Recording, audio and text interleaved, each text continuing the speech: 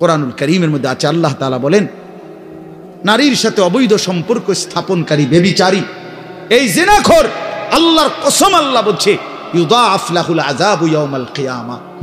ব্যভিচারী, জেনাকারী ব্যভিচারী। মনে রাখবা ছেলেরা, নারীর সাথে কেউ যদি কথা বলে সেও চোখের জেনা করে।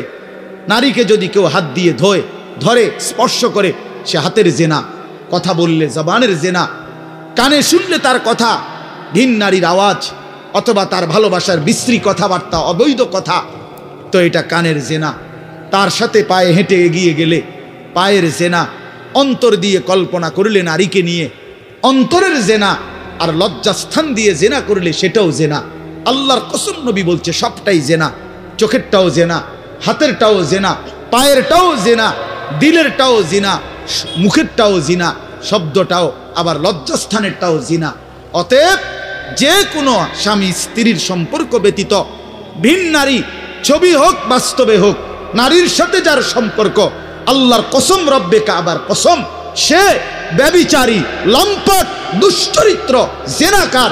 আর আল্লাহ বলছে আমি তোরে ডবল ইউদাআফ অর্থাৎ ডবল রিডবল শাস্তি দেব কিয়ামতের দিন। ওয়া ইয়াখলুদ ফীহি মুহানা, এবং আল্লাহ বলে তারে বেইজ্জতি কইরা, লাঞ্ছিত কইরা চিরস্থায়ী জাহান্নামে ফেলে দেব। দোস্ত আমার, মনে রাখো বাপ, আমি খোলামেলা বললাম, আমি পরিষ্কার বললাম। হাজারো ছেলে তোমাদের চেহারা দেখে বোঝা যায় ভাইয়া, এখানেও তোমরা অনেক ছেলে চেহারা দেখলে বোঝা যায় আজকের সারা দিনে এক ওয়াক্ত নামাজ পড়ো নাই। কেমনে এত বড় পাষাণ হইলা? আল্লাহকে এভাবে কেমনে ভুলে গেলা? কেমনে ভুলে গেলা? কোরআন শরীফের আমি দুইটা কথা বলি। একটা কোরআন শরীফের আয়াত আছে, আমার বাপ আপনাদেরকেও শুনাই, আপনারা আপনাদের ছেলেদেরকে বইলেন। প্রয়োজনে ছেলেটাকে হাতে ধরে একটাবার চোখের পানি ফেলেন, মেয়েটারে হাতে ধরে চোখের পানি ফেলেন। আল্লাহ কোরআনে বলছে ফাবি আইয়ি হাদিসিন বাদাহু ইউমিনুন, 29 নম্বর পারায় সূরা মুরসালাতের মধ্যে এই আয়াতটা আছে। আল্লাহ বলে বান্দা, এই 30 পারা কোরআন আমি নাজিল করেছি, আমার সর্বশ্রেষ্ঠ কথা এগুলো। 23 বছরে আমি আমার রাসূলের কাছে এগুলো নাজিল করেছি তোমাদের জন্য। এক একটা কথা বান্দা কোরআনুল কারীমের মধ্যে আমি বারবার বলছি, আকিমুসসালাহ আকিমুসসালাহ আকিমুসসালাহ, 80 বারের চাইতে বেশি বলছি। ইয়া আইয়ুহাল্লাযীনা আমানু, হে ঈমানদারগণ, হে ঈমানদারগণ, 89 বার, 8 9 89 বার আল্লাহ এই শব্দ দিয়ে আমাদেরকে ডেকেছেন। হে ঈমানদারগণ, হে ঈমানদারগণ, হে ঈমানদারগণ, 89 বার ডাকছে। 80 বারের চাইতে বেশি নামাজের কথা আল্লাহ বলছে ইত্তাকুল্লাহ ইত্তাকুল্লাহ ইত্তাকুল্লাহ ইত্তাকুল্লাহ, আল্লাহকে ভয় করো, আল্লাহকে ভয় করো, আল্লাহকে ভয় করো। ওয়াইলুন ইয়াউমাইদিল লিল মুকাদ্দিবিন, সূরা মুরসালাতের একটা সূরাতে 10 বার, এক সূরার 50টা আয়াতের মধ্যে 10 আয়াতে এক কথা আল্লাহ 10 বার বলছে যে বান্দা তোমরা যারা নাফরমান, মিথ্যাবাদী, সেদিন আখিরাতে তোমাদের জন্য জাহান্নাম জাহান্নাম জাহান্নাম জাহান্নাম জাহান্নাম 10 বার বলছে। তো আল্লাহ বলতে চাচ্ছে বান্দা, এতবার বললাম, এতভাবে বললাম, এত বড় শ্রেষ্ঠ কোরআন নাজিল করলাম, তুমি বান্দা এবার আমারে বলো যে বান্দা আমি আর কতবার বললে, আর কেমনে বললে, আর কোন কিতাব নাজিল করলে, এক একটা কথা আর কতবার বললে তুমি আমারে মানতা, তুমি বলো। বলো মুসলমানের সন্তান, আর কতবার বললে তুমি নামাজ পড়তা? এই কথা যখন তোমার সামনে হাসরের ময়দানে এভাবে আল্লাহ জিজ্ঞেস করবে যে আর কতবার বললে বান্দা তুমি আমারে সেজদা করতা, কি জবাব দিবা বাপ? আর কতবার বললে তুমি সুদ ছাড়তা? 30 বছর মুসলমান সুদ খায়, 30 বছর টানা মুসলমান মিথ্যা বলে, 30 বছর মুসলমান প্রতিদিন ওজনে কম দেয়, এটা মুসলমান? 30 বছর ধরে মুসলমানের ঘরে প্রতিদিন রঙিন টেলিভিশনে নাচ গান নর্তকীর ছবি চলে, প্রতিদিন টেলিভিশন চলবে, এটা জিন্দেগি? এটাই জীবন? 60 বছর বয়স আপনি এখনো বিড়ি সিগারেট খাবেন? এটাই কথা ছিল? 60 বছর বয়স, এখনো আপনি চা দোকানে টেলিভিশন দেখবেন, এই কি কথা ছিল চাচা? হাহা, কবরে যাবেন কোন দিন? তাইলে মরণের কথা মনে পড়বে কোন দিন? যুবক ভাই বলো, 365 দিনে একটা বছর কোনোদিন ফজরের নামাজ পড়লা না, এ কেমন জিন্দিগি তোমার? তুমি আল্লাহরে এতটা ভোলা কেন ভুলে গেলা? এভাবে ছেড়ে দিলা কেন ভাই আমার? এই হলো একটা প্রশ্ন। আরেকটা প্রশ্ন হলো, লাকাদ মান্নাল্লাহু আলাল মুমিনিনা ইজ বাআসা ফীহিম রাসূলাম মিন আনফুসিহিম। আমার এটুকু কথা মনোযোগ দিয়ে শুনেন সবাই। নবী সাল্লাল্লাহু আলাইহি সাল্লামের ব্যাপারে আল্লাহ বলছে, বান্দা, হে আমার ইমানদার বান্দা, এই পৃথিবীর সমস্ত নিয়ামত আমি দিয়েছি সবার জন্য। আসমান, জমিন, চন্দ্র, সূর্য, আলো, বাতাস, রোদ, বৃষ্টি, হাসি, কান্না, আনন্দ, বেদনা, স্ত্রী, সন্তান, গাছ, ফল, ফুল, ক্ষেত, ফসল, টাকা পয়সা, জায়গা, জমি, এগুলো তো আমি সবাইকে দিছি। কিন্তু তোমরা ইমানদারগণ শুনো, আমি মহান আল্লাহ রাব্বুল আলামিন তোমাদের জন্য একজন আলাদা আমার সর্বশ্রেষ্ঠ রসুল, কলিজার টুকরা, আমার সবচেয়ে প্রিয় মাহবুব, আমার বন্ধু, আমার আখিরি রসুল নবী মুহাম্মদুর রাসূলুল্লাহ সাল্লাল্লাহু আলাইহি সাল্লাম, তাকে আমি তোমাদের জন্য দিয়েছি। এটা আমার সর্বশ্রেষ্ঠ নিয়ামত। বলেন আলহামদুলিল্লাহ, বলেন আলহামদুলিল্লাহ। তো আল্লাহর নবী সাল্লাল্লাহু আলাইহি সাল্লাম, আপনাদের কাছে এই কথাটা বলি, যুবক ভাই তোমাদের কাছেও বলি, হাসরের ময়দানে মনে রাখো ভাইয়া, নবী সাল্লাল্লাহু আলাইহি সাল্লাম উম্মতের আমলনামা দেখবে, উম্মতের আমলনামা দেখবে নবী। আর দেখা নবী সাল্লাল্লাহু আলাইহি ওয়াসাল্লাম উম্মতের এই আমলনামা হাতে নিয়ে যখন দেখবে, পৃষ্ঠার পর পৃষ্ঠা ফজরের নামাজ নাই, 30 বছর মিথ্যা বলে, 30 বছর সুদের লেনদেন, 40 বছর হারামের ব্যবসা করছে, কোনো দিন 5 ওয়াক্ত নামাজ পড়ে নাই, স্ত্রী পর্দা করে নাই, ছেলেটা নামাজ পড়ে নাই, ঘরের মধ্যে অনবরত টেলিভিশন চলছে। প্রিয় ভাই আমার, বাপ আমার, আল্লাহ নবী সাল্লাল্লাহু আলাইহি সাল্লাম সেদিন চোখের পানি ফেলবে আর বলবে, উম্মত, এটা কি আমলনামা নিয়ে আসছো? উম্মত, তুমি আমার এত বড় বেইজ্জতি কেমনে করলা? আমি 23টা বছর তোমাদের জন্য কেঁদেছিলাম। সারা রাত এশার নামাজের পরে নবী দাঁড়াইছে কানতে কানতে, ফজরের আজান পর্যন্ত নবী উম্মতের জন্য দোয়া করছে আর চোখের পানি ফেলছে। তায়েফের পাথরের আঘাতে পিঠটা ছিদ্র করে ফেলছি, ক্ষুধার কষ্টে পেটে পাথর বেঁধেছিলাম, উহুদের দান শহীদ করা রক্ত নিয়ে উহুদের ময়দানে পড়েছিলাম বেহুশ হয়ে, ঘরের চুলায় 3 মাস আগুন জ্বলে নাই। এত কষ্ট, এত চোখের পানি, এত ক্ষুধার কষ্ট, এত রক্ত, বিনিময়ে উম্মত এটা কি নিয়ে আসলাম? নামাজ কই, সেজদা কই, রুকু কই, ফজর, জোহর, আসর, মাগরিব, এশা কই, হারাম থেকে বাঁচা কই, হালাল উপার্জন কই, জিকির কই, তেলাওয়াত কই, আমার সুন্নত কই? কেমনে এমনে ভুলে গেলা উম্মত? আমার এত বড় বেইজ্জতি কেমনে করলা? আমার এত বড় অপমান কেমনে করলা? কি জবাব দিবেন বলো ভাই? আমার কথা শেষ ভাই, কি জবাব হইতে পারে তখন? আল্লাহ তাআলা বলবেন, আল্লাহ তাআলা বলবেন, বান্দা, আমি আর কেমনে বললে তুমি মানতা? নবী বলবেন, উম্মত, আমি আর কত চোখের পানি ফেললে তুমি আমার কথা মনে করতে? আর কত রক্ত ঝরাইতাম আমি? 23টা বছর আমি শুধুই কাঁদছি, শুধুই কাঁদছি, সারা রাত কেঁদেছি।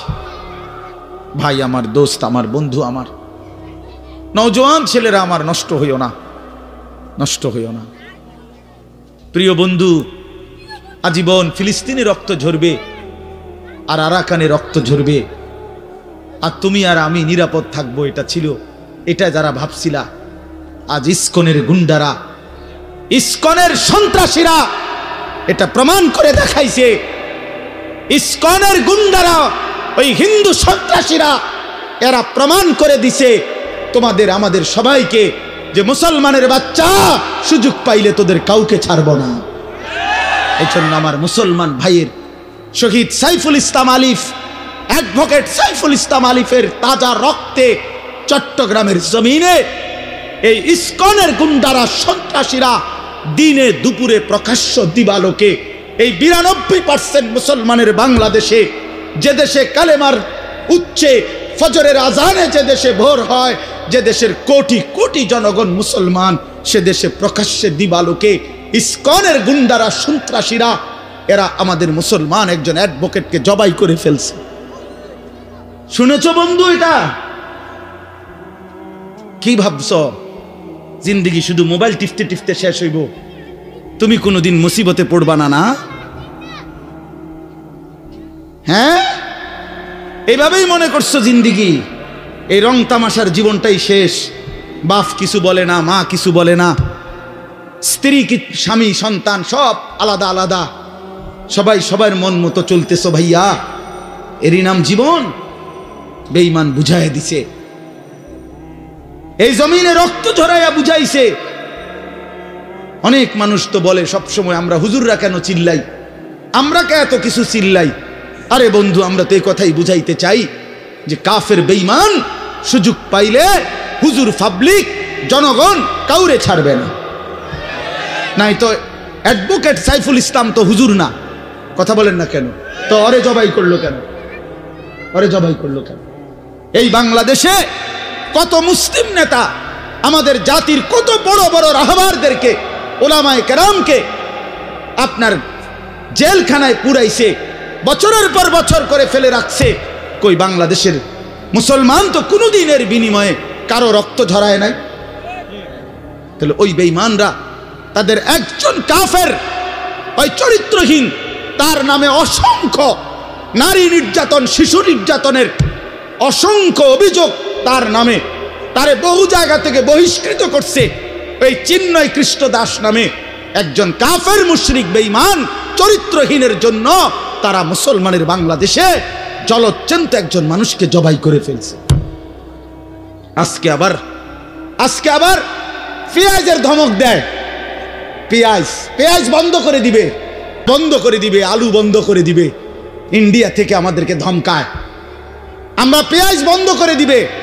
আলু তার আব্বার, পেঁয়াজ কি ইন্ডিয়ার আব্বার? কথা বলো না মিয়া। তাইলে কিসের ভয় দেখায়? 110 কোটি জনগণ তাদের। আরে মুসলমান তো 110 কোটিকে ভয় পায় না, 210 কোটিকে ভয় পায় না। আমাদের সংখ্যা হিসাব না, আমাদের শুধু একজন, আগেও একজন, এখনো একজন, আগামী তো আমাদের একজন, তিনি আল্লাহ। তিনি কে? বলো যুবক, আরো জোরে বলো যুবক, দাঁড়াও বলো নওজোয়ান, দাঁড়াও জওয়ান, ওঠো নওজোয়ান, দাঁড়াও জওয়ান, দাঁড়াও জওয়ান, জাগো নওজোয়ান, ওঠো নওজোয়ান, হিম্মত করো নওজোয়ান, তাকবীর বলো জওয়ান, তাকবীর বলো জওয়ান, জোর সে বলো জওয়ান। নারায়ে তাকবীর!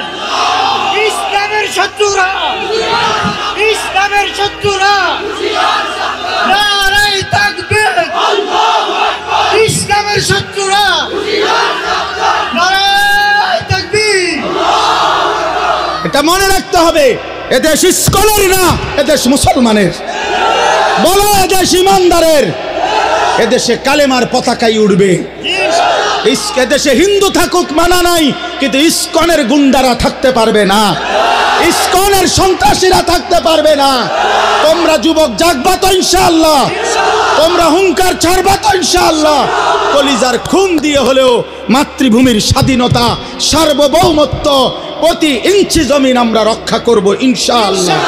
বলো ইনশাআল্লাহ, জোরসে বলো ইনশাআল্লাহ। বসো ইনশাআল্লাহ। মুসলমানের সন্তান হারে না, ইমান মরে না, ইমান মরে না, ইমানদার মরে না, ইমানদার শহীদ হয়, আর শহীদ মরে না, শহীদ বেঁচেই থাকে। শহীদ কি থাকে বলেন না? বেঁচেই থাকে, বেঁচেই থাকে। আমি তোমাদের সমস্ত যুবককে হাত জোর করে অনুরোধ করলাম, দোস্ত আমার, তোমরা আল্লাহর নাফরমানি ছেড়ে দাও, মোবাইলের আসক্তি ছেড়ে দাও, নারীর লোভ ছেড়ে দাও। বন্ধু, আমি যদি পারতাম তোমাদের প্রতিটা যুবককে বুকে জড়াইয়া বলতাম, আমার যদি সুযোগ হইতো তো আমি চোখের পানি ফেলে বলতাম, কেমনে বললে বুঝতা তোমরা? কেমনে বললে বুঝতা? কারো প্রতি কোনো হিংসা বিদ্বেষের কোনো দরকার নাই। দোস্ত, ধাক্কা ধাক্কি ঠেলাঠেলি করার সময় নাই। দিন বাঁচানো, ইমান বাঁচানো, ইসলাম বাঁচানো। আগামী জেনারেশন, আমার 3 বছরের বাচ্চা আছে, অনেকের ঘরে 2 বছরের বাচ্চা আছে, কোলের বাচ্চা আছে। আমাদের চেষ্টা করা উচিত আগামীর জমিনটা, আমাদের স্ত্রী সন্তান, আগামী প্রজন্ম যেন ইসলাম নিয়ে বাঁচতে পারে, ইমান নিয়ে বাঁচতে পারে। এটাই হবে সাধনা। আমাদের সন্তান, আমাদের প্রজন্ম যেন আজানের শব্দে বাঁচতে পারে। এই জন্য এই জমিন যদি আমরা নিরাপদ না রাখি, আমরা যদি আল্লাহকে সেজদা না করি, আল্লাহর নাফরমানি করি, প্রায় আমার বন্ধু, আমার বাপ, আমাদের উপরে আযাব আসবে, আমাদের উপরে আযাব আসবে। আল্লাহ বলছে, বান্দা, দুনিয়ায় ডুবে থাকার শাস্তি আমি বুঝাবো। কাল্লা সাউফা তা'লামুন সুম্মা কাল্লা সাউফা তা'লামুন, কবরেও বুঝাবো, জাহান্নামেও বুঝাবো। কাল্লা লাউ তা'লামুনা ইলমাল ইয়াকিন লাতারাবুন্নাল জাহিম সুম্মা লাতারাবুন্নাহা আইনাল ইয়াকিন। আল্লাহ বলেন, বান্দা, আজকে যদি কোরআন পড়ে, হাদিস পড়ে, ওলামায়ে কেরামের কথা শুনে, না দেখেই যদি কবর, হাসর, মিজান, ফুলসিরাত, আখিরাত বিশ্বাস করতা, ভালো হতো, ভালো হইতো। বান্দা, আজকে বিশ্বাস করলে, বুঝে নিলে, আমল করতে পারতা। তো নয়তো লাতারাবুন্নাল জাহিম, একদিন সচক্ষে হাসরের ময়দানে জাহান্নাম দেখবা, সব বুঝবা। সুম্মা লাতারাবুন্নাহা আইনাল ইয়াকিন, চোখে দেখে বিশ্বাস হবে, কিন্তু সেদিন আর লাভ হবে না। সেদিন আর কি হবে না ভাইয়া? লাভ। সুম্মা লাতুসআলুন্না ইয়াওমাইদিন আনিন নাঈম। আল্লাহ বলেন, আমি কিন্তু সেদিন হাসরের ময়দানে নিয়ে বান্দা তোমার জীবনে যা কিছু নিয়ামত দিয়েছি, আসমান, জমিন, চন্দ্র, সূর্য, গ্রহ, নক্ষত্র, আলো, বাতাস, রোদ, বৃষ্টি, হাসি, কান্না, আনন্দ, বেদনা, স্ত্রী, সন্তান, ছেলে, মেয়ে, গাছ, ফুল, ফল, ফসল, তোমার চোখের পলক, হাতের নড়াচড়া, তোমার নিঃশ্বাস, এক ফোঁটা পানি, এক লোকমা খাবার, আল্লাহ বলেন, আমি যা দিয়েছি, আমি বান্দা প্রতিটা নিয়ামতের কি হক আদায় করছো আমি জিজ্ঞেস করব। আমি ছাড়বো না বান্দা, আমি ছাড়বো না বান্দা। তুমি শুনছো আমি গাফুর, কিন্তু এটাও জানো তুমি আমি কাহ্হার। তুমি এটা শুনছো আমি রহমান, এটাও শুইনো আমি জব্বার।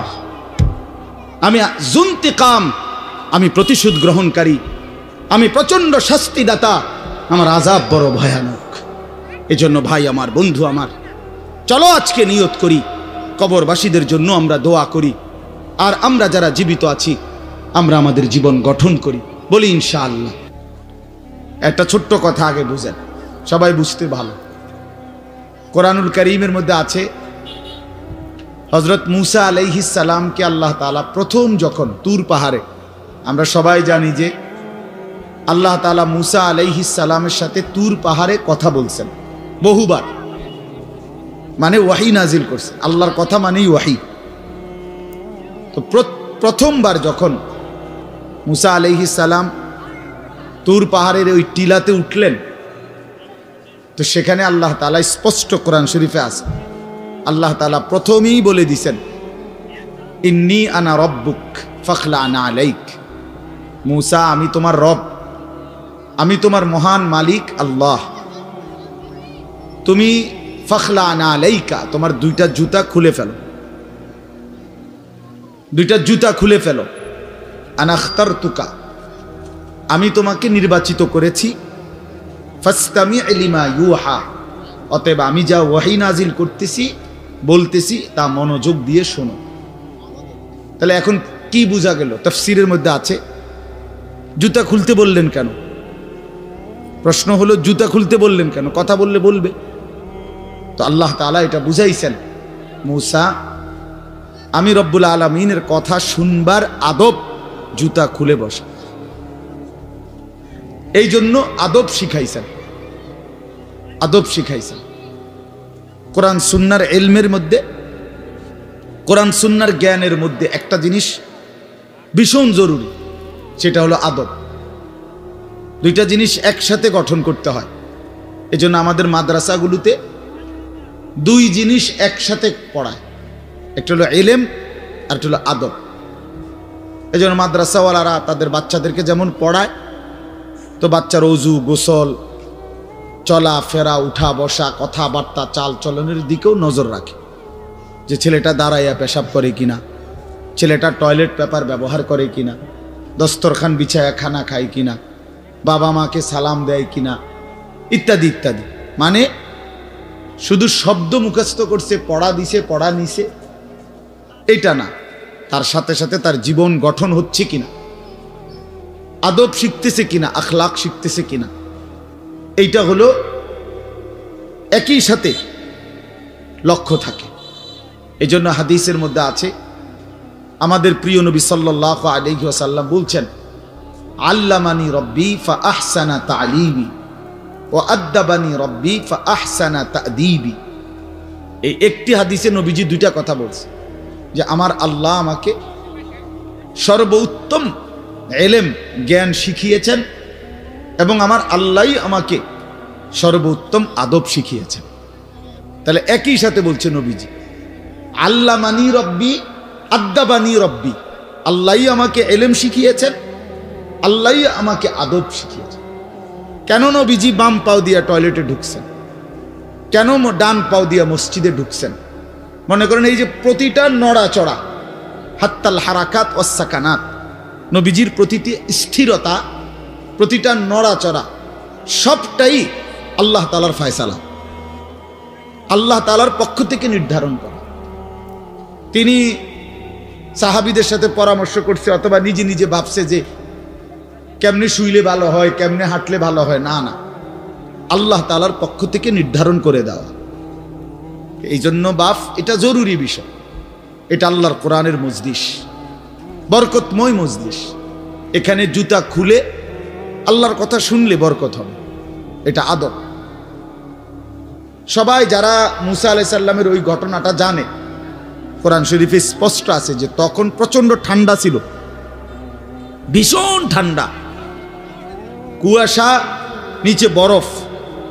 মুসা আলাইহিস সালামের স্ত্রী, ওই যে শোয়াইব আলাইহিস সালামের মেয়ে, যাকে তিনি 10 বছর পরে বিয়ে করে আনতেছিলেন, উনি প্রচন্ড শীতে কাঁপতেছিল।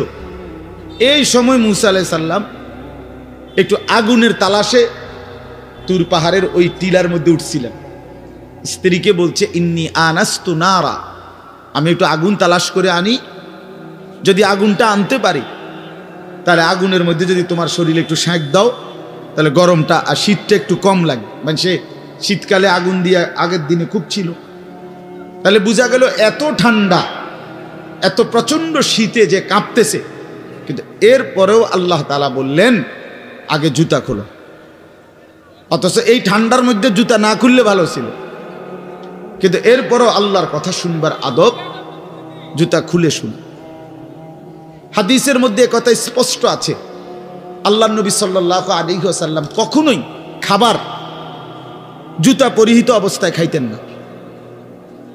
জুতা পায়ে কখনোই তিনি খাবার খাইতেন না, বরং জুতা খুলে পিঠ সোজা রাইখা, মাথা নিচের দিকে নোয়াইয়া, 2 হাঁটু উপরের দিকে তুলে বিনয়ের সাথে আল্লাহর নবী সাল্লাল্লাহু আলাইহি ওয়াসাল্লাম খাবার গ্রহণ করতেন। নবীজি নিজে বলতেন, আকুলু কামা ইয়াকুলুল আবদ, একজন গোলাম তার মনিবের সামনে যেরকম বিনয়ের সাথে খানা খায়, আমি আমার মহান আল্লাহ পাকের সামনে এভাবে খানা খাই। ভাইয়া, আদব, আদব অনেক বড় জিনিস। আল আদাবু খাইরুন কুল্লু, আদব পুরাটাই কল্যাণ।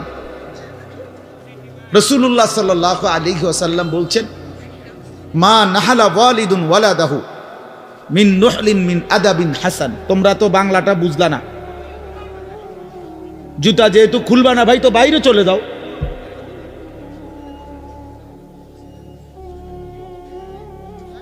আশ্চর্য মানুষ। না না, অনেকের আছে গাদ্দারি স্বভাব, যে আমি যেমনি আছি এমনি শুনব।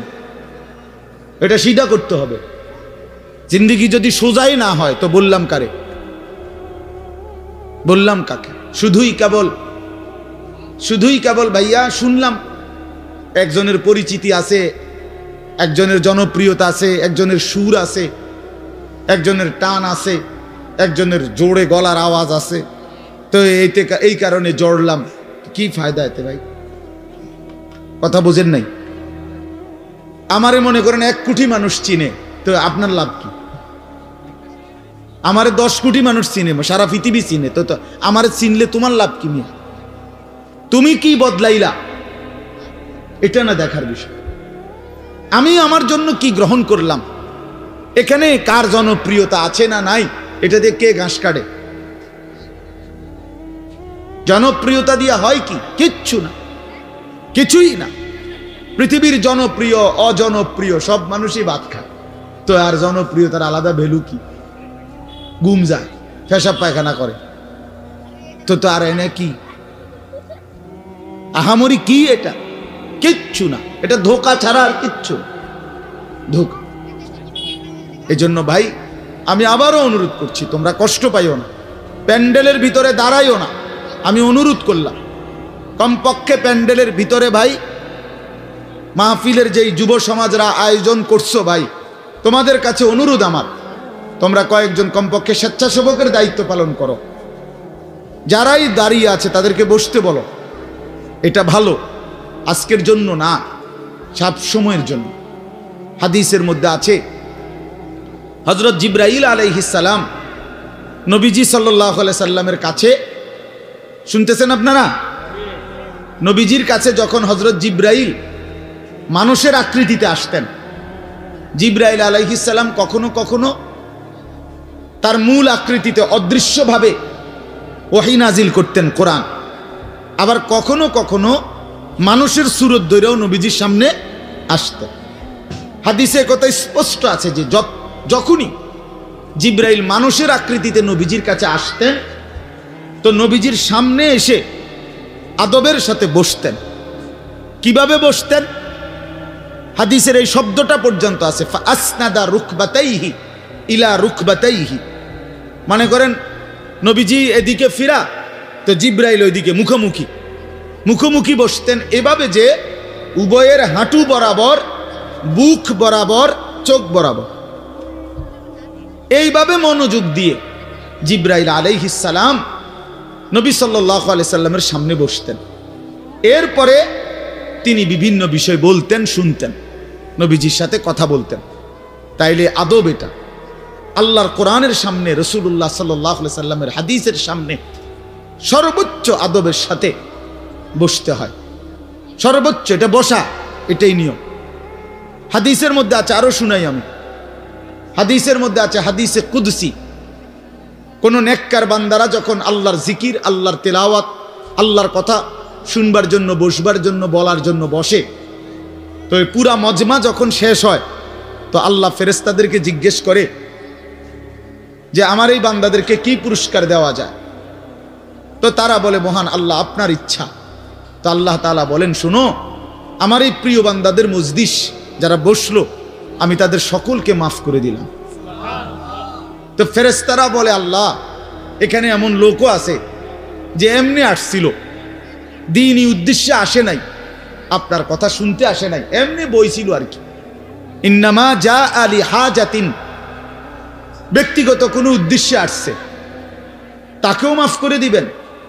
তখন আল্লাহ তাআলা বলেন হাদিসে কুদসি, হুমুল কওমু লা ইয়াশকা বিহিম জালিসুহুম, এই শব্দটা বুঝাইতে চাই। আল্লাহ তাআলা তখন বলেন, আমার প্রিয় বান্দাদের মজলিস, হুমুল কওমু লা ইয়াশকা বিহিম জালিসুহুম, এমন কওম, যে কওম, আল্লাহ বলে আমার নেক বান্দাদের মজলিস এমন মজলিস যেখানে যেই বসছে আমি আল্লাহ কাউকে বঞ্চিত করি না, কাউকেই বঞ্চিত করব না, বরং ফেরেশতারা শোনো, আমি সকলকেই মাফ করে দিলাম। তাহলে এইখানে কথাটা কি? যে জালিসুহুম, আমার নেক বান্দাদের সাথে যারা বসছে আমি সকলকে মাফ করে দিলাম। তাহলে বোঝা গেল বসার গুরুত্বটা আলাদা। এই এতগুলো কথা বলার পরে আর আমার পক্ষে আর কিছু বলার নাই এই বিষয়ে। কোরআন সুন্নাহর আলোকে বললাম। এরপরে কোনো বদনসিব যদি নাই বসে, তার কি করার আছে? তার কি মাথার বাড়ি দেওয়া যাবে? কথা বুঝছেন না? কাজেই এরপরে কোনো দুর্ভাগা না বসলে ঠিক আছে। ইসরাফিলের ফু যেদিন দিবে সেদিনও বহু মানুষ গাফেল থাকে, হাদিস আছে। ইসরাফিলের ফু হবে, পৃথিবীতে ভূমিকম্প শুরু হবে, জমিন কাঁপতে শুরু করবে, আসমান ভাঙতে শুরু করবে, তখনও গাফলতের মধ্যে বহু মানুষ থাকে। এই অবস্থাতেই মৃত্যু হবে, এই অবস্থাতেই হাসর হবে। কাজেই গাফেল থাকবেই, গাফেল থাকবেই। এই জন্য আল্লাহ তাআলা আমাদের প্রত্যেককে আল্লাহর কথা, কোরআন সুন্নাহর কথা মনোযোগ দিয়ে আন্তরিকতা নিয়ে শুনবার তৌফিক দান করেন। এবার আর একটা কথা, ছোট্ট কথা, সেটা হলো ভাই, মেহেরবানি করে প্রত্যেকে এই যাদের হাতে মোবাইল, এই হাতে ধরা এই মোবাইলগুলো নামায় ফেলো। আল্লাহর ওয়াস্তে আমার এই কথাটা রাখো, ভালো হবে। আমি তোমাদের কল্যাণের জন্য বললাম। আল্লাহর ওয়াস্তে এই হাতের মোবাইলটা অল্প একটু সময়ের জন্য আমি অনুরোধ করলাম, এটা নামাইয়া এটা বন্ধ করে দাও। এমনি শুনো, চেহারার দিকে তাকাইয়া শুনলে দোস্ত ভালো হবে, মনোযোগ বাড়বে, দিলে কথা জমে। শুধু মোবাইলটা ধরে রাখলে একটা বড় সমস্যা হলো নিজের অন্তরের মধ্যে জেহানে থাকে এটা যে আমার মোবাইলে উঠতেছে কিনা, সেই জন্য সারাক্ষণ নজর এটার দিকে থাকে। আর একটা মনোবিজ্ঞানীদের একটা কথা হলো, মানুষের অন্তর একসাথে দুই জিনিস ভাবতে পারে না। এটা একটা কি পরীক্ষিত কথা। দিলে একই মুহূর্তে দুই জিনিস ভাবে না, এটা রাইখে তোমার আরেকটা ভাবতে হবে। তাহলে এখন যেহেতু তোমার ফিকিরে মনোযোগ মোবাইলটাতে উঠতেছে কিনা ঠিক মতো, তাহলে আর নিজের জন্য কিছু গ্রহণ হবে না। মোবাইলে উঠছে ঠিক আছে, সুন্দর, আওয়াজও ক্লিয়ার হয়েছে, পুরা বয়ানটাও উঠছে, তো এরুম তো ওয়াজ লাখ লাখ আছে মোবাইলে। তো নিজের জন্য কি হলো? আমার দিলের জন্য আমি কি নিলাম? আমার নিজের জন্য আমি কি নিলাম? এই জন্য দোস্ত, এটা জরুরি বিষয়, এটা গুরুত্বপূর্ণ বিষয় যে নিজের জন্য গ্রহণ করা। তু আগার মেরা নিহি বনতা না বন, আপনা তো বন। ভারতীয় উপমহাদেশের একজন বিখ্যাত বুজুর্গ বলছেন, সৈয়দ আবুল হাসান আলী নদভী রহমতুল্লাহ আলাইহি, হে যুবক, যদি তুমি মানুষের কল্যাণ, সমাজের কল্যাণ, কারো কোনো উপকার যদি করতে নাও পারো, আপনা তো বন, নিজের ভালোটুকু তো করো, নিজের কল্যাণটা তো কমপক্ষে ভাবো, নিজেরে কমপক্ষে সুন্দর বানাও। আমি কে? আমি কোত্থেকে আসলাম? আমারে কে বানাইলো? আমি কোত্থেকে আসলাম? কেন বানাইলেন? আমি ফিরে যাব কোথায়? প্রতিনিয়ত দোস্ত, বন্ধু আমার, বাপ আমার, যে মানুষগুলো কবরে চলে যায়, তাদেরকে কে নিয়ে যাচ্ছে? কেউ তো নিজের থেকে মরতে চায় না, আত্মীয় স্বজনও তো কারো মৃত্যু চায় না, কিন্তু একজন অদৃশ্য মালিক নিয়ে যাচ্ছে। কেন নিয়ে যায়? কেন নিয়ে যাচ্ছেন? কোথায় নিয়ে যাচ্ছে? এজন্য প্রিয় বন্ধু, বাপ, এটা আমাদের ভাবা উচিত। এতটুকু যে আমি নিজের কমপক্ষে ভাবি, আপনা তো বান। কোরআনুল কারীমে আল্লাহ বলছে, ইয়া আইয়ুহাল্লাযীনা আমানু আলাইকুম আনফুসাকুম, হে ঈমানদারগণ, মুমিনগণ, তোমরা নিজেকে নিয়ে নিজেকে সাজাও, গড়ো। আলাইকুম আনফুসাকুম, নিজেকে মজবুত করে ধরো, নিজের ভালোটুকু করো, নিজের সৌন্দর্যটুকু বুঝো। কোরআনুল কারীমে আল্লাহ বলছে, ভাইয়া, ওয়ালা তুলকু বিআইদিকুম ইলাত তাহলুকা, হে আমার বান্দা, নিজেকে নিজে ধ্বংস করে দিও না, নিজেকে নিজে বরবাদ করে দিও না। একটা মোটর সাইকেল, অনেক ছেলে পেলে, আমি প্রায় সময় বলি, আমার এতটা মায়া লাগে যে হায়, নিজে একটা মোটর সাইকেল এইভাবে চালায়, মনে হয় একটা কুত্তাও এভাবে দৌড়ায় না, এত দ্রুত গতি। আহা সন্তান, অ্যাক্সিডেন্ট করলে তো তোমারই পাওটা ভাঙ্গা যাবে, অ্যাক্সিডেন্ট করলে তোমার মাথাটা ফাইটা যাবে, অ্যাক্সিডেন্ট করলে তুমি তো রক্তাক্ত হয়ে যাবে। এতটুকু ভালো যদি না বুঝে এই পাগল, এই মাতাল, কি পরিমাণ মাতাল, এ কি পরিমাণ মাতাল। খুব জোরে চালাইলে মানুষে দেখবো, মানুষে দেখতে দেখতে তো তুমি গেছো গা, তো কি দেখতো মানুষ? এটা দেখবো কি? তা তুমি দেখবার আগে তো তুমি তো দৌড় দিছো কুত্তার মতো, তো তোমার কি তা চাইতো মানুষ? কি দেখবো? এটা দেখার কি আছে এটাতে?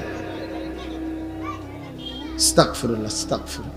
এরকম অসংখ্য বিষয় আছে যে তুমি যদি মনে করো দিবানিশি চরিত্রহীনতার মধ্যে ডুবে গেলা, উলঙ্গ ছবি, নর্তকীর নাচ, জেনা, ব্যভিচারের দৃশ্য দেখলা, সারা রাত সারা দিন মোবাইলে, প্রিয় বন্ধু আমার, ভাই আমার, তুমি একবার ইনসাফের সাথে ভাবো যে এর পরিণতিতে তোমার হালাত কি হবে।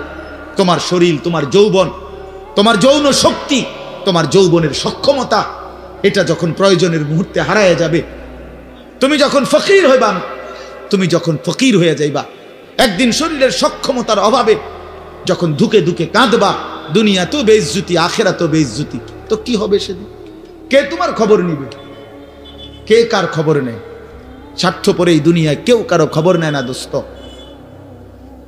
এই স্বার্থপর দুনিয়ায় কেউ খবর নেয় না। তুমি যেদিন মরে যাবা, আমি যেদিন মরে যাব, সেদিনও পৃথিবীতে সূর্য উঠবে, চাঁদ উঠবে, এই গাড়ি চলবে, সিএনজি চলবে, অটো চলবে, দোকানপাট খুলবে, ব্যস্ত মানুষ সব বাজার ব্যবসা ঠিকই চলবে, সব দৌড়াচ্ছে, শুধু আমি নিস্তব্ধ, শুধু আমি থেমে গেলাম। আমার হাত আর নড়ে না, পা আর নড়ে না, আমার আর চোখ খোলে না, আমার আর জিন্দিগির কোনো স্পন্দন নাই। এরই নাম দুনিয়া, এরই নাম দুনিয়া। বিকালবেলা যারা জানাজা পড়ছে, এই স্ত্রী ছেলে কাঁদছে সারাদিন বাপের জন্য, স্বামীর জন্য, এই মানুষগুলোই রাত্র 9টায় আবার পাশের বাড়ির থেকে রান্না করে আনছে, এরাই পেট ভরে ভাত খাইতেছে। এরই নাম দুনিয়া, এর নাম দুনিয়া, এর নাম দুনিয়া। এই মানুষগুলো তো একদিন উপাস থাকলো না, আপন সন্তান, আপন স্ত্রী, তাহলে ধোকার এই দুনিয়া কার জন্য সাজাইলাম? কার জন্য বলেন? বলেন কার জন্য? ইয়ালামুনা যাহিরাম মিনাল হায়াতিদ দুনিয়া ওয়া হুম আনিল আখিরাতি হুম গাফিলুন। আল্লাহ বলে, বান্দা দুনিয়ার জীবন তো খুব বুঝলা, কিন্তু আখিরাতের ব্যাপারে গাফিল হয়ে রইলা। আমার ছেলেরা, তোমরা বলো ভাই, তোমরা যারা খোদার 365 দিনে একটা বছরে কোনোদিন ফজরের নামাজ কোনোদিন পড়ো নাই, তোমার এই পরিণতি, তোমার এই গন্তব্য শেষ কোথায় তুমি বলো? ইনসাফের সাথে তোমার বিবেককে, প্রিয় বন্ধু, 1 মিনিটের জন্য আমি তোমার বিবেককে বললাম, তুমি বলো, সারাদিন যে উলঙ্গ ছবি দেখলা, সারা রাত যে নর্তকীর ছবি দেখলা, এরপরে তোমার গন্তব্য কোথায়? থামবা কোথায়? তুমি কোথায় গিয়ে থামবা? তোমার পরিণতি কি? তোমার টার্গেট কি? এই নাচ, এই গান, এই ছবি, এই জেনা, এই ব্যভিচার, এই মদ, এই জুয়া, এই ফেন্সিডিল, এই ইয়াবা, আরে নাফরমান, তোরে শেষ পর্যন্ত কোথায় গিয়ে থামাবে? তোরে একটা জানোয়ার ছাড়া, একটা কুকুর বিড়াল ছাড়া, একটা হাইওয়ান ছাড়া আর কিচ্ছু বানাবে না। তোরে একটা নর পশু বানায় দিবে। চরিত্রহীন মানুষ থাকে না, লম্পট কোনোদিন মানুষ হয় না। মদখোর, নেশাখোর, জুয়ারি, ফেন্সিখোর, বাবাখোর, ডাইলখোর, ইয়াবাখোর, ফুট্টাখোর, হারামখোর, ওই মানুষ থাকে না, ওই জানোয়ার হয়ে যায়। জানোয়ার, জানোয়ার হয়ে যায় বেটা, জানোয়ার হয়ে যায়। যে কপাল সেজদা দেয় না, সে কপাল, যে মানুষ মানুষ হয়ে সেজদা দেয় না, আল্লাহর কসম, আল্লাহ তাআলা কোরআনে বলছে, ইবলিস তুই সেজদা দিলি না, আজকের থেকে তুই শয়তান। এজন্য যে কপাল সেজদা দেয় না, সে মানুষ নয়, শয়তান। শয়তান বেটা, তুই বেটা শয়তান, শয়তান, এটা শয়তান। এর আগে কোনোদিন ইবলিসকে শয়তান বলতো? কোন দিন থেকে বলছে? যেদিন থেকে সে সেজদা দেয় নাই। কথা বলেন না কেন? ইবলিসের আগে কি শয়তান আছিল? সেজদা যেদিন দিল না, সেদিন থেকে মালিক বলল, আজকের থেকে তুই শয়তান। ইবলিস যেদিন সেজদা দিল না, সেদিন আল্লাহ বলল, ফখরুজ ফাইন্নাকা রাজিম, বের হ, আজকের থেকে তুই রাজিম, অভিশপ্ত, মালউন, অভিশপ্ত, রাজিম। আল্লাহ বলছে, ওয়া ইন্না আলাইকাল লানাতা ইলা ইয়াউমিদ্দিন। ইবলিস তুমি সেজদা দিলা না, মনে রেখো আজকের থেকে কিয়ামত দিবস পর্যন্ত তোর উপরে আমি আল্লাহর লানত। এজন্য বেনামাজি তোর উপরে আল্লাহর লানত, তোর উপরে আল্লাহর লানত, তোর উপরে খোদার গজব। আল্লাহর লানত যার উপরে, সে সুখ পায় না। ওই মালিকের সাথে গাদ্দারি করে সুখ মেলে না। খবর নিয়ে দেখো, তুমি না জানলে আমি জানি। জিন্দিগির আজ 21 বছরের এই ওয়াজের জীবনে কত শত মানুষ জীবনের কত দুঃখ বেদনা আমরা তো শুনি না? আমরা কাছে দোয়া চায় না? কোনো হারামখোর, কোনো সুদখোর, কোনো ঘুষখোর, কোনো বেপর্দা নারী, কোনো বেহায়া নারী, কোনো মদখোর জুয়ারি, কোনো নারীর সাথে অবৈধ সম্পর্ক স্থাপনকারী, পুরুষ কিংবা নারী, আল্লাহর কসম সুখে নাই, সুখ মিলে না, সুখ মিলে না। নোনা জলে তৃপ্তি হয় না। যে পানি লবণাক্ত ওই পানি তৃষ্ণা মিটায় না। অতএব গুনাহ তৃষ্ণা মিটায় না, গুনাহ কাউকে তৃপ্তি দিতে পারে না। আল্লাহর নাফরমানি কাউকে সুখ দিতে পারে না বন্ধু। আল্লাহ কোরআনে বলছে ওয়াদারু যাহিরাল ইসমি ওয়া বাতিনা, আমার বান্দা প্রকাশ্য গুনাহ ছেড়ে দাও, গোপন গুনাহ ছেড়ে দাও। আল্লাহ বলছে ওয়ালা তাকরাবুল ফাওয়াহিশা মা যাহারা মিনহা ওয়া মা বাতান, আল্লাহ বলছে বান্দা প্রকাশ্যে কিংবা গোপনে কোনো অশ্লীলতা, বেহায়াপনা, অসভ্যতার কাছেও যেও না। আল্লাহ বলছে ওয়ালা তাকরাবুজ জিনা, জিনা ব্যভিচারের কাছে, নারীর সাথে অবৈধ কোন রকম সম্পর্কে যেও না বান্দা। ইন্নাহু কানা ফাহিশা, এটা বড় বেশি অশ্লীলতা। ওয়াসাআ সাবিলা, এটা বড় মন্দ পথ। হায় যুবক, ভুল করে না, ওই নারীর ফাঁদে একদিন তোমার সে জাহান্নামে পৌঁছায় দিবে, একদিন তোমার কবরে পৌঁছায় দিবে। সে তোমারে সুখ দিবে না। চরিত্রহীন নারী সুখী হয় না। যার নিজের সুখ নাই তে তোমারে কি সুখ দিবে? সুখ দিবে কিভাবে? সিনেমার নর্তকী সুখ দিবে কিভাবে? সে নিজে তো সুখে নেই, সে তো সুখে নেই। এই জন্য এটা জরুরি। বাবাদেরকেও বলি, হায়াতের 60 বছরেও যারা গুনাহ ছাড়তে পারেন নাই, মনে রাখেন বাপ, দেখা যায়, কবর দেখা যায়। চলেন এবার তর্জমাটা শোনেন, তাইলেই আমার কথা শেষ। একটু দেখেন কোরআনুল কারীমের 30 নম্বর পারা 102 নম্বর সূরা, সূরাটার নাম আত-তাকাসুর। ছোট্ট একটা সূরা, 8টা আয়াত আমি তেলাওয়াত করছি। এই ছোট্ট সূরাটার তর্জমা বলেই আমি আমার কথা শেষ করে ফেলবো ইনশাআল্লাহ। আল্লাহ তাআলা আমাদেরকে তৌফিক দান করেন। এই সূরাটার একটা ছোট্ট প্রেক্ষাপট আছে, কেন নাজিল হলো। এটারে আরবিতে শানে নুজুল বলে। অর্থ হলো শানে নুজুল হলো, কেন নাজিল হলো সূরাটা। রাসূলুল্লাহ সাল্লাল্লাহু আলাইহি ওয়াসাল্লামের জামানায় মক্কায় কুরাইশ বংশের লোকেরা, নবীজির বংশের নাম হলো কুরাইশ বংশ নাকি? এই কুরাইশ বংশের মধ্যে আবার ছোট ছোট গোত্র ছিল। এই ছোট গোত্র, মনে করেন আমার দাদা তো প্রথম, ধরে নিলাম আমগো এই বাড়ি মনে করেন, তো আমার দাদা ছিল প্রথম, দাদা বাড়িটা বাঁধছে কথার কথা। তো এখন আমার দাদার 4 ফুট, মানে আমার বাপ চাচারা 4 জন। তো আগে তো দাদার সাথে বাপ চাচারা 4 জন একসাথেই ছিল। তো দাদা মরে গেল, এখন বাপ চাচাদেরও সংসার বড় হয়ে গেল, ফলে এখন সবাই আবার আলগা আলগা আরো জায়গা জমি কিন্না ডাইনে বামে গদ্দুয়ার করছে, আরো বাড়ি ঘর বাড়ছে। এখন চাচার বাড়িও আলাদা নামে পরিচয়, জেডার বাড়িও আলাদা নামে পরিচয়, আমগো বাড়িটাও কি আলগা নামে পরিচয়, এমন আছে না? এই আর কি। তো প্রথমত তো বড় বংশটা পুরাটার নাম হলো কুরাইশ, কিন্তু এরপরে আবার এর অধীনে ধীরে ধীরে ছোট ছোট আরো গোত্র ছিল, আরো বংশ ছিল। এই যে ছোট বংশ যেগুলো ছিল, এরা প্রতিনিয়ত, এদের একটা বদভ্যাস ছিল যে এরা নিজেদের মধ্যে অবসর পাইলেই নিজেদের ক্ষমতা, প্রভাব, প্রতিপত্তি, অর্থ সম্পদ, স্ত্রী পরিজন, সন্তানাদি, বংশধর, কার কদ্দুর কত বেশি দুনিয়া, এই নিয়ে নিজেদের মধ্যে বড়াই করত, প্রতিযোগিতা করত, তর্কাতর্কি করতো আর কি। হ্যাঁ, নিজেদের মধ্যে বিতর্ক করত। আমার চাচা এই, আমার জেডা এই, আমার মামা এই, আমগো বাড়িতে এত আছে, টাকা এত, বাড়ি এত, জায়গা এত, জমি এত, তোরার কিতাবেটা, এগুলো আমাদের মধ্যে হয় না এমন? এরকম ওরা প্রচন্ড ভাবে এইটা নিয়ে বিতর্ক করত। অর্থ সম্পদ এবং ক্ষমতা, প্রভাব, প্রতিপত্তি এবং বংশধর নিয়ে নিজেদের মধ্যে গর্ব এবং অহংকার করত, প্রতিযোগিতা করত, কার কত বেশি দুনিয়া দুনিয়া।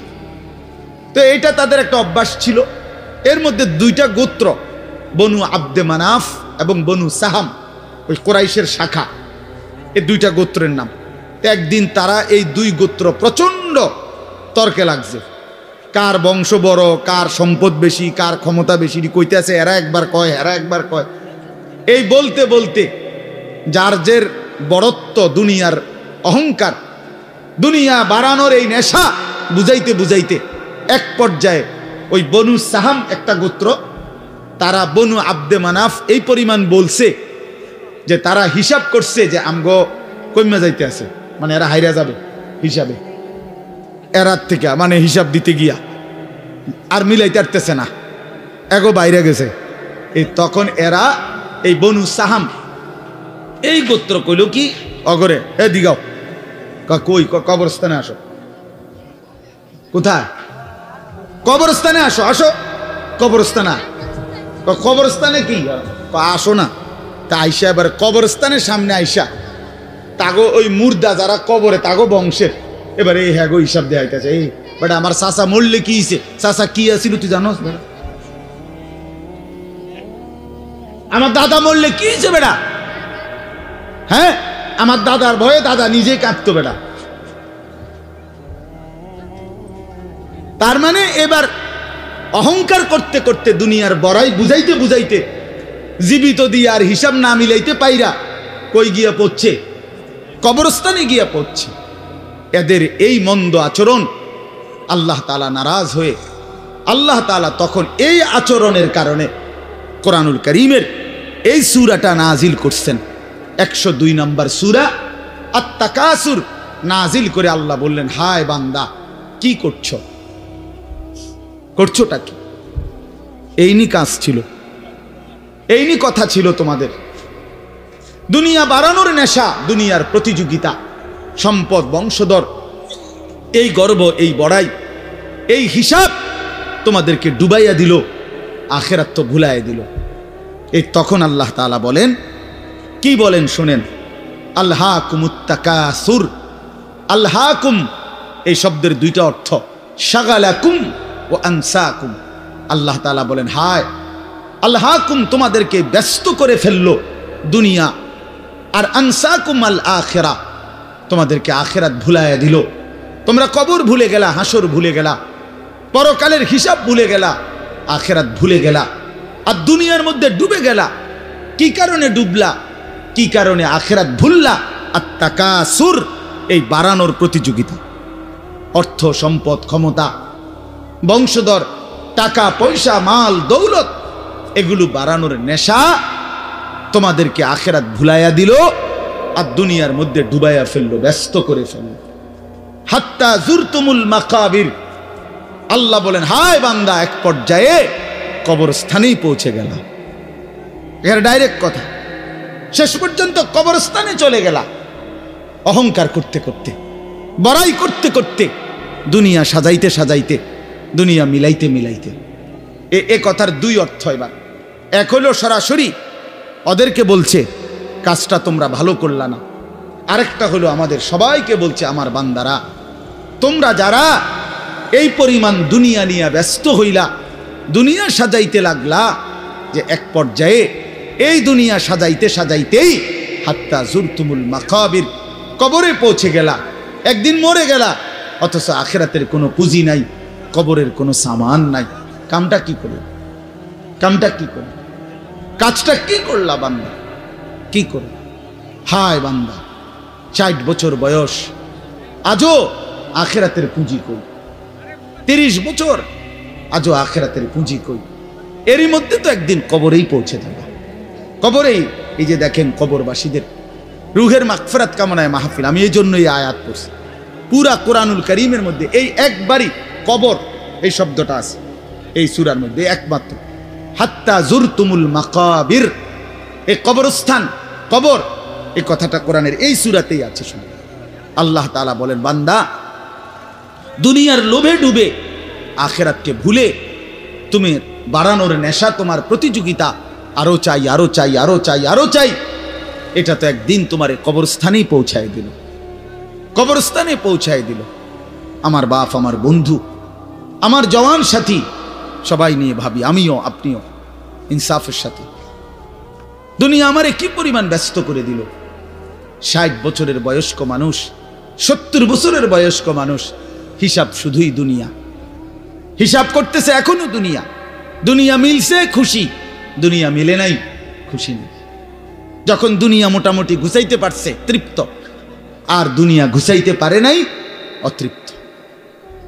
অসংখ্য মানুষকে শুনবেন দুনিয়া ঘুষায় ফেলছে।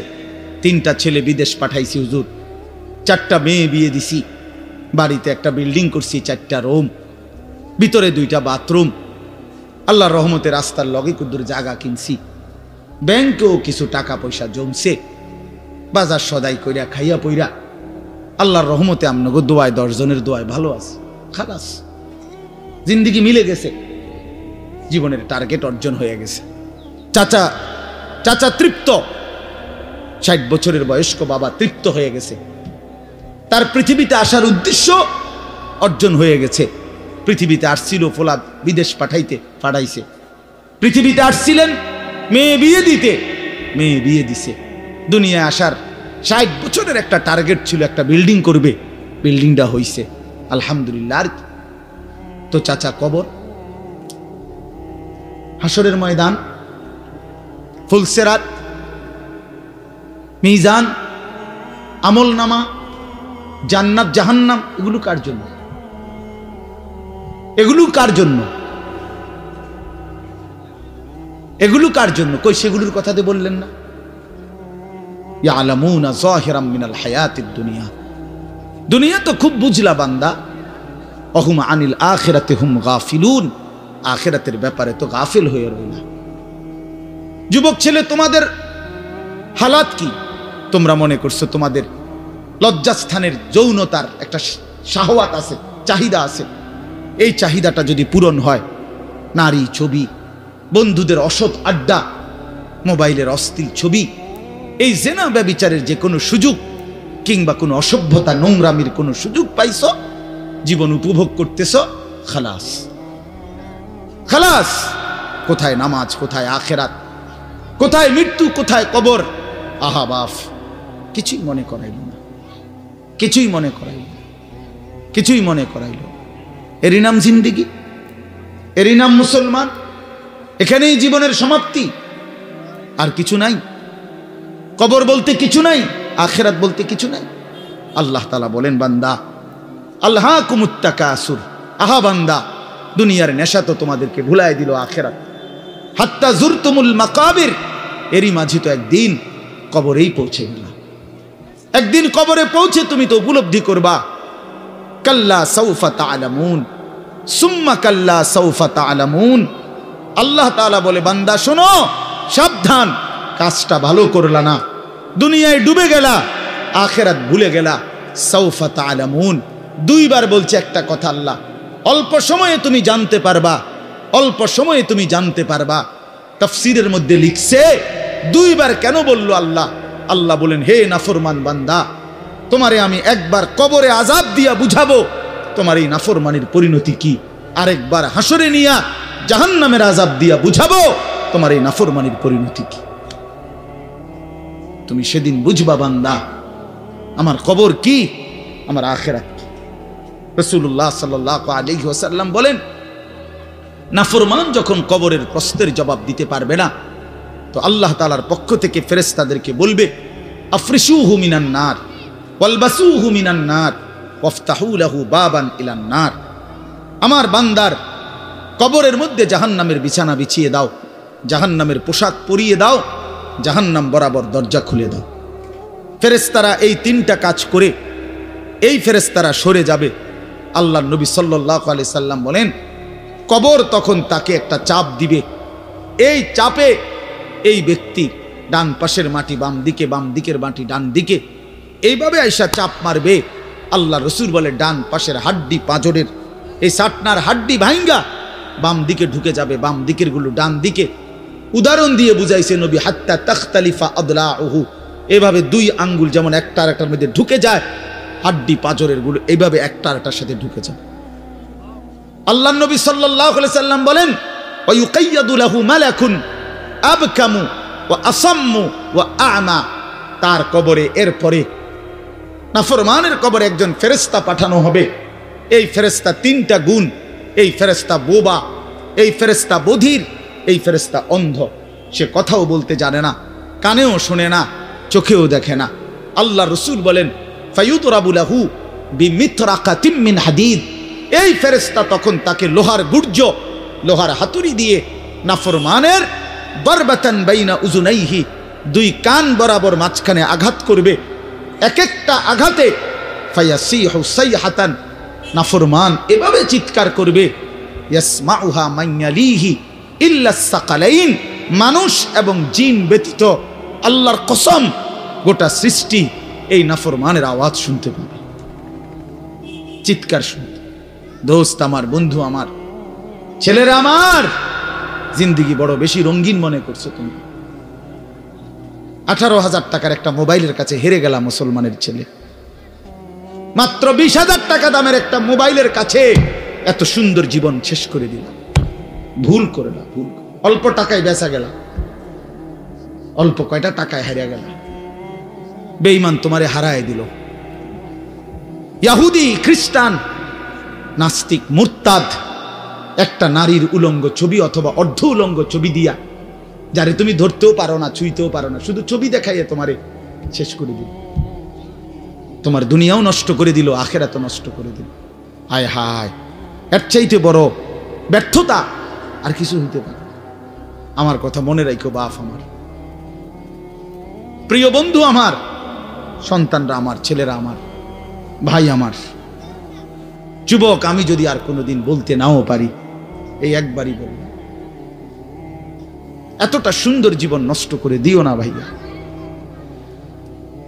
এতটা সুন্দর জীবন নষ্ট করে দিও না ভাই। মেহেরবানি করে বরবাদ হইও না, চরিত্রহীন হইও না।